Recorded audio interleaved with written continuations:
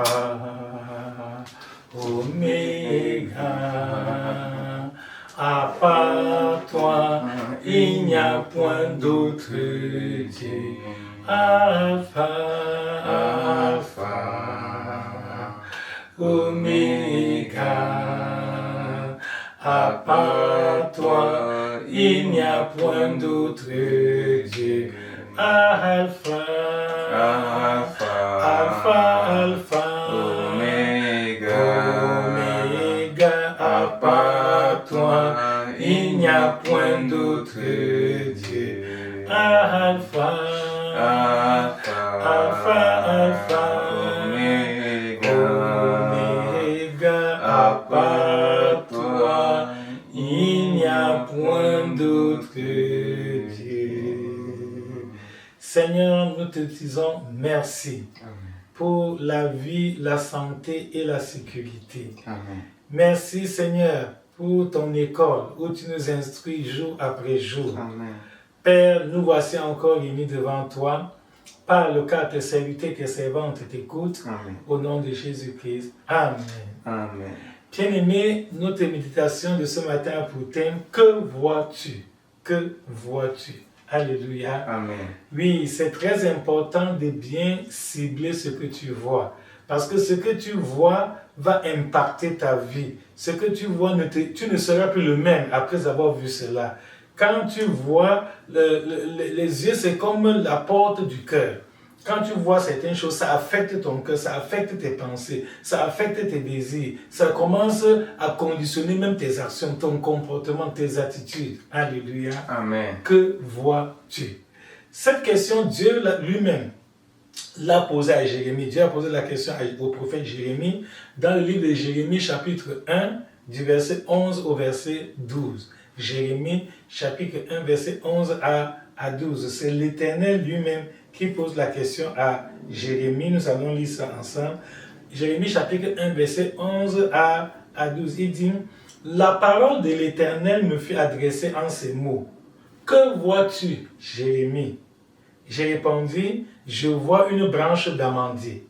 Et l'Éternel me dit, tu as bien vu, car je veille sur ma parole pour l'exécuter. » Alléluia. Amen. La parole de l'Éternel me fut adressée une seconde fois en ces mots.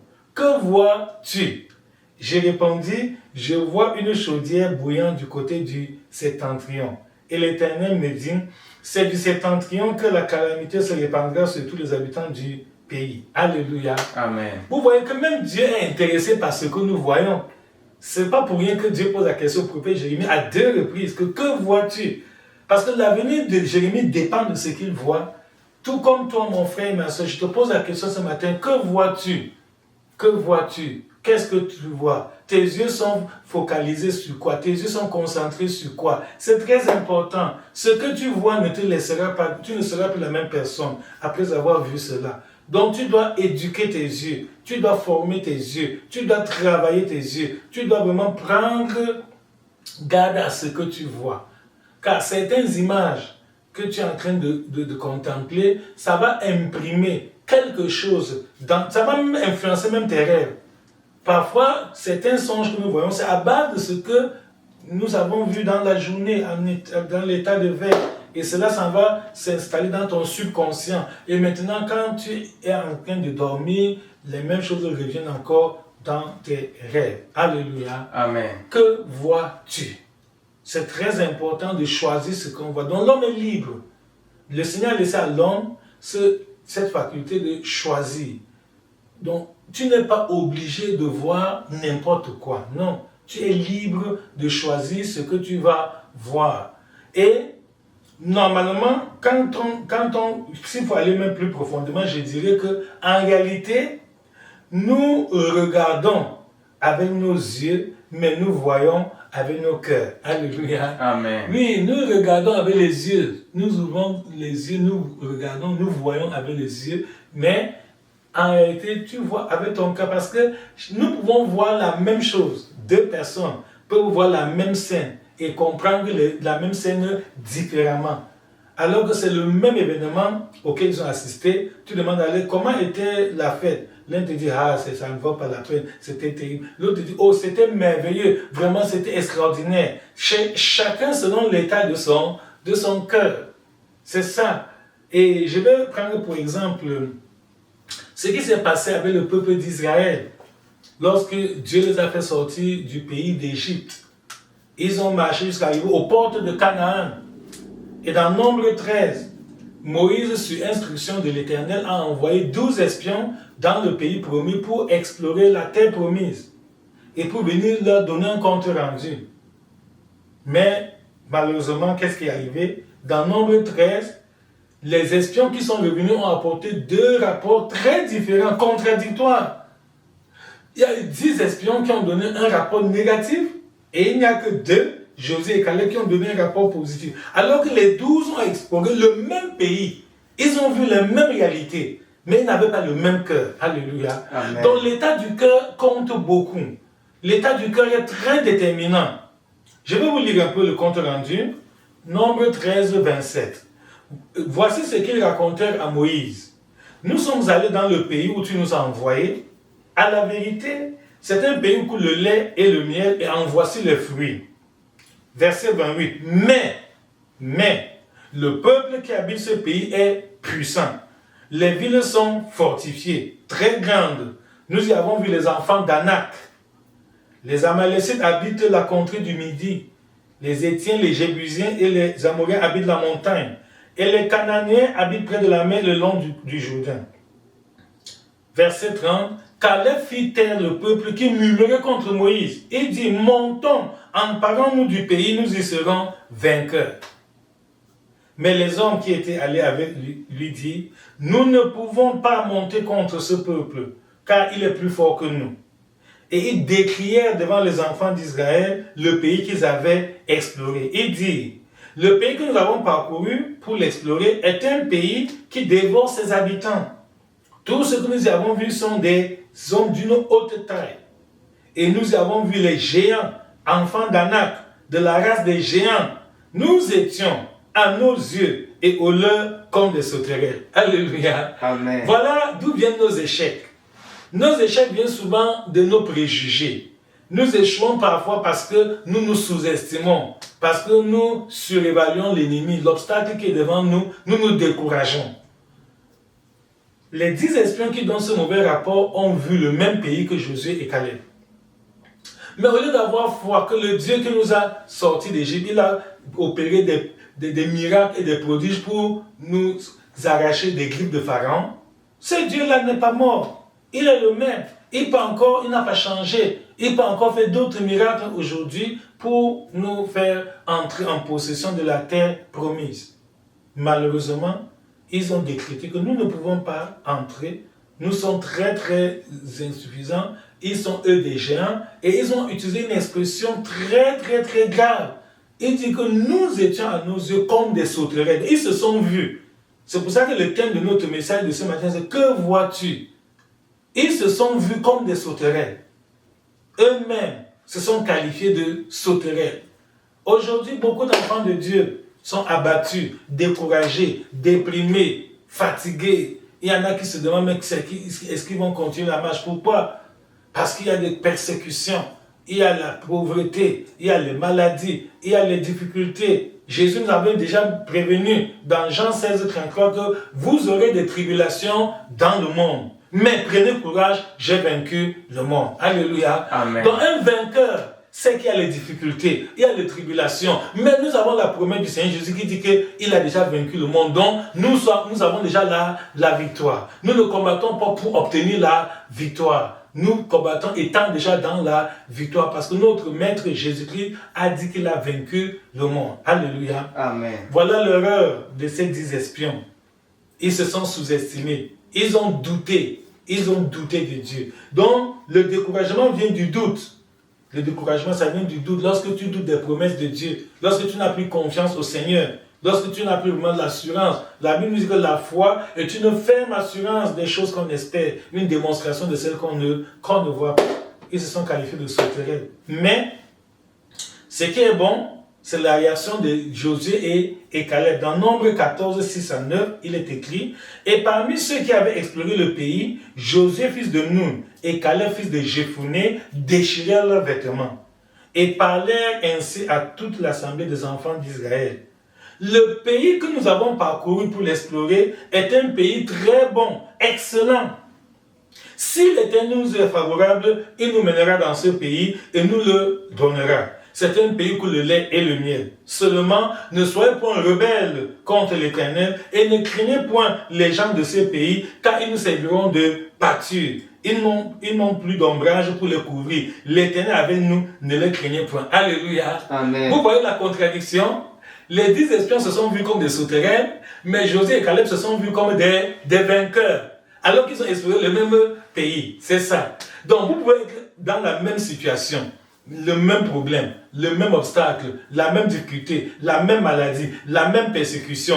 Pour l'un, ça devient une occasion de chute pour rétrograder, rentrer dans le monde, ou bien pour rester dans l'église juste comme un figurant, faisant semblant d'être chrétien, alors qu'il a rétrogradé depuis. Pour un autre, c'est une occasion de grandir spirituellement. Alléluia. Amen. Mais c'est à travers les difficultés qu'on grandit. C'est à travers les combats, les tribulations, les problèmes que nous affrontons. Et avec le nom de Jésus, nous avons la victoire. C'est ça la mentalité de David.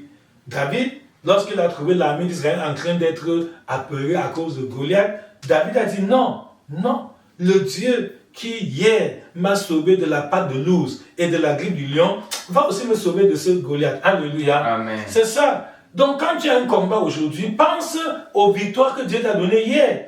Pense aux merveilles, les miracles, les prodiges que Dieu a opérés dans ta vie depuis que tu as cru. C'est pas bon que dès que tu es devant un problème, tu paniques, tu perds la tête, tu délites, tu parles n'importe comment. Non, c'est pas bon. Donc, je voudrais te poser la question. Que vois-tu? Est-ce que tu te vois comme une sauterelle ou tu te vois comme un vainqueur? Devant la maladie, que vois-tu? Devant le chômage, que vois-tu? Devant le célibat, que vois-tu? Devant la stérilité, que vois-tu? Je ne sais pas quel est vraiment ton problème, quel est l'obstacle qui est en train de te tourmenter maintenant. Tu as 2 chemins devant toi. Tu as un carrefour à 2 chemins. Dans ce carrefour, il n'y a pas un 3e chemin, il n'y a que 2 chemins.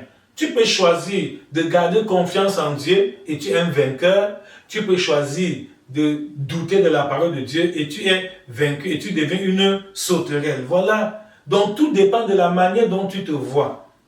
Et le diable connaît ce secret. C'est pour ça que l'ennemi tous les jours travaille patiemment pour décourager les enfants de Dieu. L'ennemi fait venir certaines scènes devant toi juste pour te fatiguer, pour te puiser, pour te convaincre que non, tu ne peux pas. Dieu ne peut pas. Il fait tout, voilà comment l'adversaire agit. Regardez ce qui arrive au jardin d'Éden. Lorsque l'ennemi, Satan, est passé à travers le serpent pour tenter Ève. Ève qui avant voyait que ce fruit-là n'est pas bon, subitement la Bible dit qu'elle a vu que le fruit était bon à la vue et agréable. Vous voyez? Donc sa perception a changé. Je prie que ta perception ne change plus au nom de Jésus. Amen. Je prie que tu sois stable dans ta foi au nom de Jésus. Amen. Que la parole de Dieu t'aide à rester ferme et inébranlable au nom de Jésus. Amen. Quels que soient les vents, les tempêtes, les tourments, les persécutions, les haines, les jalousies, les calomnies, tout ce qu'on fait sur toi comme Congossa, même les mépris, les gens te méprisent, les gens te sous-estiment, les gens te dénigrent, que cela n'affecte pas ta foi au nom de Jésus. Amen. Continue à voir que tu es un vainqueur. Malgré tous ces géants, parce qu'aujourd'hui nous n'avons pas les mêmes géants devant nous. À l'époque c'était les fils d'Anak, aujourd'hui il y a beaucoup de géants. La honte est un géant, la persécution est un géant, la pauvreté est un géant, le chômage est un géant, le célibat est un géant, la stérilité est un géant. Il y a beaucoup de géants modernes que nous affrontons. Il y a beaucoup d'autres fils d'Anak entre guillemets devant lesquels nous sommes confrontés. La calomnie est un géant. Lorsque les gens vont mal parler de toi, salir ton nom, te dénigrer, dire des mensonges à ton sujet, et quand les gens écoutent ça, personne ne vient même te demander pour vérifier que est-ce que ce qu'on dit de toi est vrai. Non, les gens croient directement et eux aussi ils commencent à véhiculer, surtout maintenant qu'il y a les réseaux sociaux, il y a les téléphones portables, etc. Vous voyez, donc dès que les gens entendent quelque chose sur toi, personne ne t'aborde pour te demander frère, sœur, j'ai appris que tu as fait ceci, j'ai appris que tu as dit cela, est-ce que c'est vrai? Non. Personne n'a plus le temps de vérifier les sources d'informations. Dès que les gens ont une information, ils prennent cela sans vérifier, ils ventilent, ils véhiculent, ils propagent partout et les gens commencent à t'esquiver, les gens te voient, ils prennent leur distance. Pourquoi? Parce qu'on les a intoxiqués, on leur a mal parlé de toi et personne n'a le courage de venir te dire, tu es là, on est en train de te considérer comme ceci, comme cela. Que vois-tu? Que vois-tu? Ce que tu vois est très important. Ce que tu vois peut ralentir ta course. Ce que tu vois peut aussi accélérer ta vitesse, ça peut te donner de la vitesse. C'est ça. Que vois-tu? Ça dépend de toi donc de faire attention à ce que tu vois. Aujourd'hui, les réseaux sociaux sont venus et c'est une grande source de distraction. Si tu ne fais pas attention, certaines choses qui sont publiées sur les réseaux sociaux sont vraiment très dangereuses. Je sais que ce n'est pas les réseaux sociaux que tu écoutes ce message. Sur Facebook, sur YouTube, c'est vrai. Il y a de bonnes choses dans les réseaux sociaux. Donc, tout dépend de la manière, de l'usage que tu vas faire des réseaux sociaux. Mais il y a aussi des choses très graves, très dangereuses, très dangereuses, qui peuvent facilement t'intoxiquer, ça peut te décourager, ça peut même te pervertir. Aujourd'hui, certaines choses que les enfants connaissaient étant déjà, lorsqu'ils seront adultes, aujourd'hui en très bas âge, ils ont accès à tout. Même ce qui n'était pas normal, pour laquelle ils n'avaient pas encore la maturité. Que vois-tu? Que vois-tu? Voilà le problème. Donc la qualité de ta vue, la manière dont tu vois et les prédispositions du cœur que tu as, c'est très important. Ça va soit allonger ton chemin, soit raccourcir ta course. Tout dépend de toi. Tu peux compliquer ta vie comme tu peux faciliter ta vie parce que tu vois. C'est ça. Beaucoup de gens viennent à l'église. Certains rentrent de l'église étant joyeux, pleins de paix, encouragés, motivés à continuer la course chrétienne. D'autres rentrent étant découragés, déprimés, tristes, malheureux. Tu te demandes, mais c'est la même église? Vous avez atteint le même culte, c'est le même programme que vous avez. Pourtant, c'est ça. Mais tout dépend de la manière dont chacun voit. Donc, je ne sais pas comment toi tu vois. Si tu vois à la lumière de la parole de Dieu, tu seras vainqueur. Mais si tu vois à la lumière des opinions du monde, oui, à la lumière des idées rétrogrades et païennes, tu vas devenir une sauterelle, c'est tout. Donc, il est sage de voir comme Josué et Caleb. Vois à la lumière de la parole de Dieu. Ce Dieu qui hier m'a guéri, m'a sauvé, m'a lavé, m'a purifié, m'a béni, m'a enrichi. Ce même Dieu, n'est-ce pas la Bible dit qu'il est le même hier, aujourd'hui et éternellement. Par conséquent, les nouveaux obstacles, les nouveaux challenges, les nouveaux défis que j'affronte aujourd'hui, ça ne peut pas dépasser mon Dieu. Donc ton problème est que tu vois la montagne et ça te décourage, au lieu de voir Dieu qui a créé la montagne. Dieu est plus grand que la montagne et Dieu existe avant la montagne. C'est ça. Tu as une montagne de difficultés devant toi, une montagne de problèmes, une montagne de défis et tu dis ça ne vaut pas la peine. Mieux vaut que, comme ceux-ci disaient qu'ils préfèrent nommer un chef et rentrer en Égypte. Tu dis mieux vaut rentrer dans le monde, mieux vaut faire comme tout le monde, mieux vaut imiter les païens. Non, ce n'est pas vrai. Azab a envié le bonheur du méchant, mais après, il s'est essayé de la compliquer. Non, le méchant n'a aucun bonheur. C'est une illusion, c'est l'apparence. Les gens font semblant d'être heureux alors qu'ils souffrent atrocement. La vraie paix ne se trouve qu'en Jésus-Christ. Alléluia. Amen. La paix ne se trouve qu'en Jésus. Rien qu'en Jésus. La joie ne se trouve qu'en Jésus. Rien qu'en Jésus. Alléluia. Rien qu'en Jésus. Rien qu'en Jésus. La vie ne se trouve qu'en Jésus. Rien qu'en Jésus. Alléluia. Amen. Que vois-tu? C'est très important. Choisis ce que tu dois voir. Et prends garde à la manière dont tu vois. Parce que le tout n'est même pas seulement de voir. Ah oui, le problème n'est même pas ce que tu vois. Parfois, c'est la manière dont tu le vois qui compte. Vous pouvez voir la même chose, vous deux. Mais cela vous affecte différemment. L'un est positivement impacté, motivé, encouragé, stimulé à continuer et l'autre est découragé, déprimé et cherche seulement à s'enfuir. Que vois-tu? C'est très important. Même dans l'histoire d'Abraham, on a vu l'importance de la vue. Après que l'autre se fut séparé d'Abraham dans Genèse 13, l'Éternel a dit à Abraham que regarde, lève les yeux, que autant, aussi loin que tu vois, je vais te donner. Donc, ce n'est pas Dieu qui détermine l'ampleur de ce qu'il va donner à Abraham. Non. C'est les yeux d'Abraham. Il dit, aussi loin que tu vois, je donnerai ce pays en ta possession. C'est ça. Quand tu vas même dans la prière, et ça dépend de ta foi. Il te sera fait selon ta foi. Si tu doutes, il y en a qui limitent Dieu. Il y en a qui disent, bon, Dieu peut faire ceci, mais Dieu ne peut pas faire cela. Et Dieu ne va pas venir contester avec toi. Dieu te laisse. Tu auras ce qui convient à ta foi.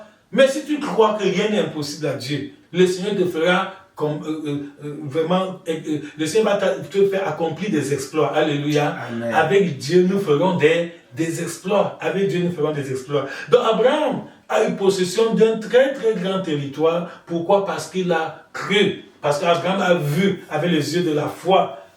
Un autre aurait vu juste autour de sa maison que, ok, voici. Et Dieu aurait respecté ce choix-là. Donc, Dieu ne force personne. Donc, il faut faire attention. Est-ce que tu es une sauterelle ou tu es un vainqueur? Tout dépend de toi. Ton avenir dépend.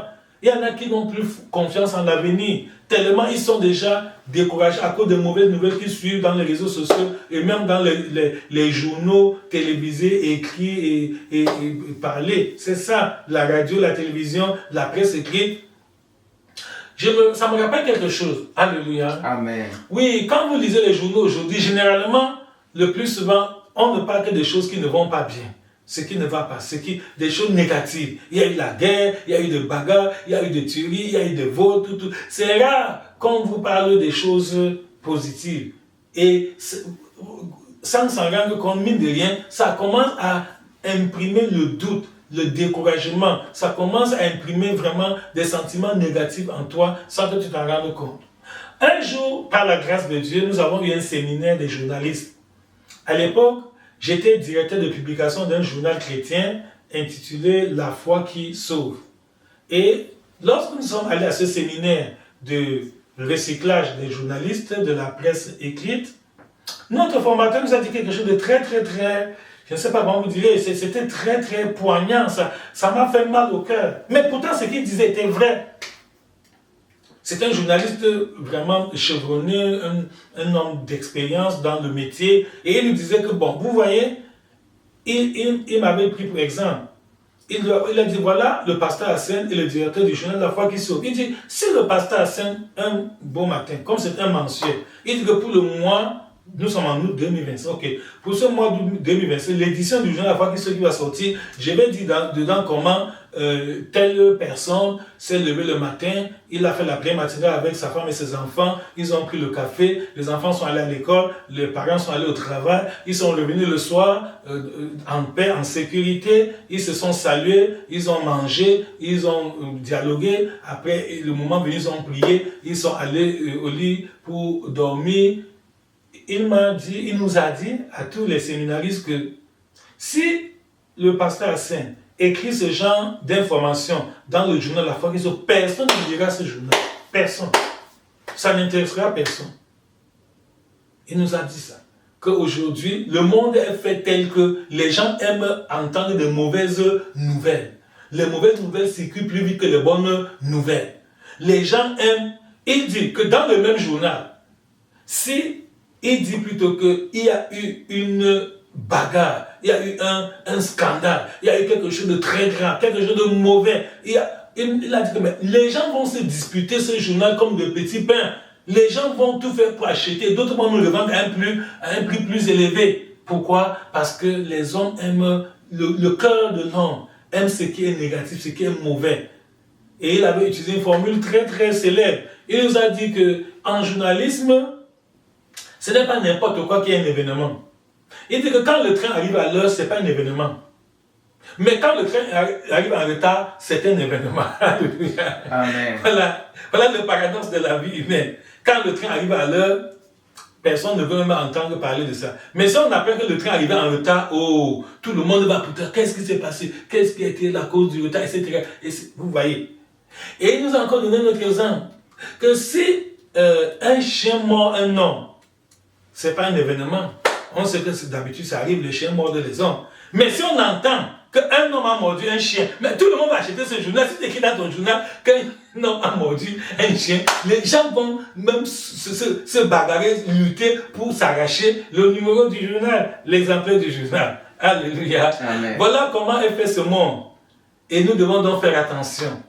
Parce que les gens ont des prédispositions au mal, aux choses négatives. Oui, la nature humaine est ainsi faite. Depuis le jardin d'Éden, où l'homme a perdu la grâce de Dieu, où l'homme a péché contre Dieu, la nature humaine a été corrompue. Et le plus souvent, le cœur de l'homme, les pensées de son cœur se tournent uniquement vers le mal. C'est ça. Donc nous devons faire attention. Beaucoup de personnes aujourd'hui ont déjà des préjugés défavorables, des mauvaises pensées, ils s'attendent à des choses négatives. Donc, et ça a érodé ta foi, ça t'a rendu pessimiste, ça t'a rendu plein de doutes, ça t'a rendu incrédule. C'est pour ça que l'incrédulité gagne du terrain, parce que les gens ne font que voir des choses négatives. Plusieurs d'entre vous n'ont même plus confiance en l'avenir.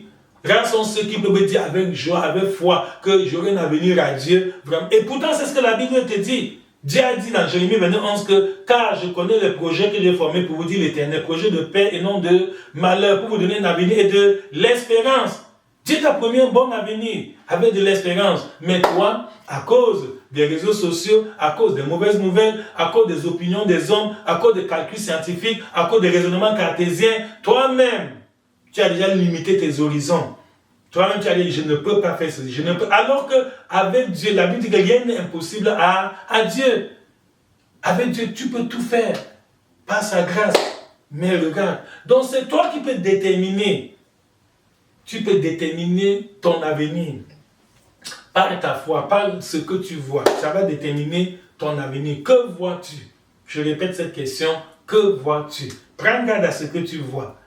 Tes camarades de classe, tes collègues de service, tes voisins de quartier, les membres de ta famille cherchent à tout prix à te faire voir certaines choses. Parce que ça véhicule un message. Parce que ça transmet une vision de la vie. Parce que ça incline ton âme, soit vers le bien, soit vers le mal. C'est à toi d'être prudent pour ne pas te laisser influencer par du n'importe quoi. Que vois-tu?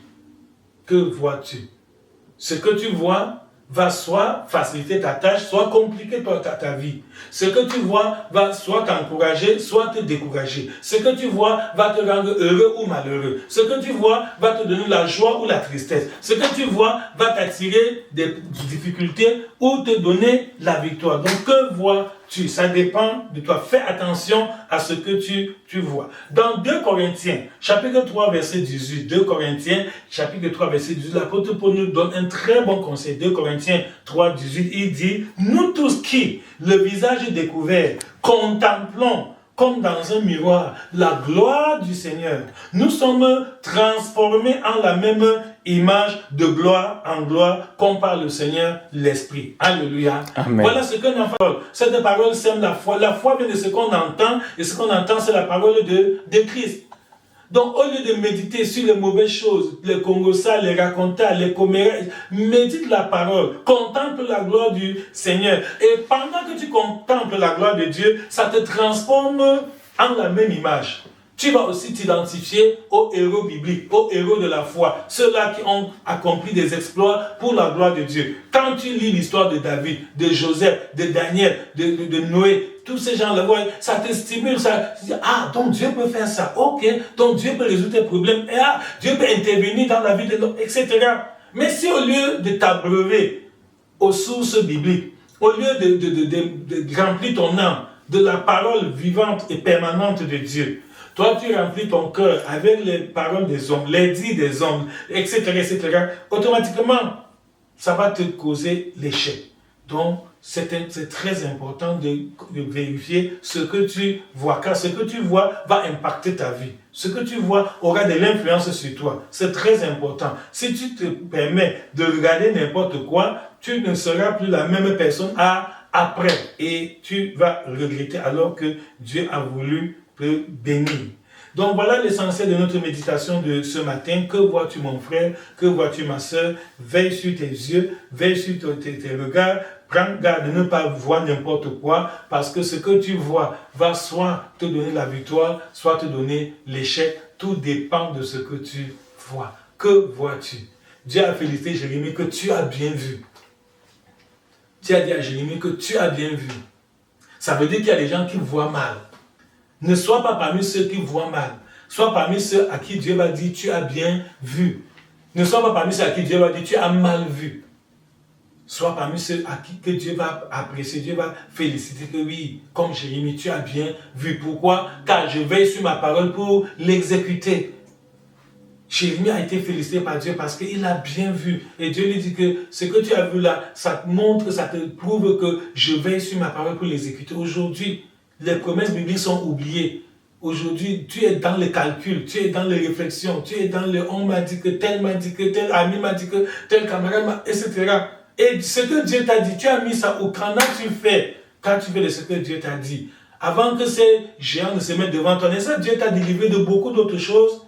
Donc c'est de l'ingratitude. Que vois-tu? Fais attention à ce que tu vois. Je prie au nom de Jésus que la grâce de ce message puisse laver tes yeux. Que ce soit le colis pour te libérer de mauvaises pensées, de mauvaises idées, des préjugés défavorables. Au nom de Jésus. Que ces paroles te libèrent des opinions des hommes et inculquent en toi la foi en Dieu. Que ces paroles t'aident à voir comme Dieu voit. Ne vois plus comme les hommes voient. C'est important. Si tu vois comme Dieu voit, ta victoire est garantie.